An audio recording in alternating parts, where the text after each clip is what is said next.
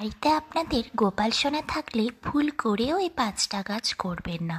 তার মধ্যে 1 নাম্বার কাজ হচ্ছে কখনো ভগবানের ভোগে গঙ্গা জল দেবেন না, কারণ বিষ্ণুর চরণ থেকে গঙ্গার উৎপত্তি। সেক্ষেত্রে ভগবানের ভোগে কখনো ভুল করে গঙ্গা জলটা দিয়ে ফেলবেন না।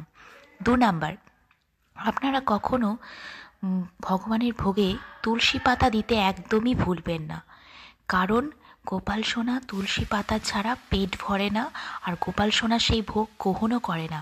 আপনি একটা চকলেটই দিন, একটা বিস্কুটই দিন, যাই দিন, সাথে তুলসী পাতাটা অবশ্যই দেবেন। এটা দিতে একদমই ভুল করবেন না। আর গোপাল সোনাকে 3 নাম্বার, আর 3 নাম্বারটা হচ্ছে গোপাল সোনার হাতে বাঁশিটা দিতে কখনোই ভুলবেন না।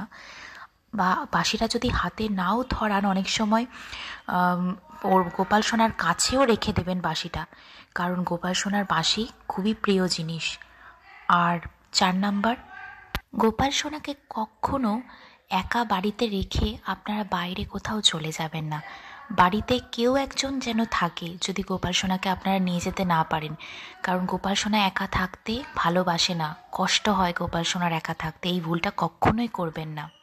5 নাম্বার ভুলটা হচ্ছে, এই ভুলটাও কখনো করবেন না, গোপাল সোনাকে স্নান করানোর সঙ্গে সঙ্গে তার বস্ত্র চেঞ্জ করে দেবেন, কারণ গোপাল সোনাকে কখনোই বাসি কাপড়ে রাখবেন না।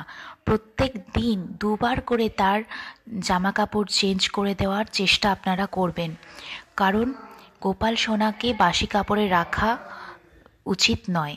এটা আপনারা ভুল করেও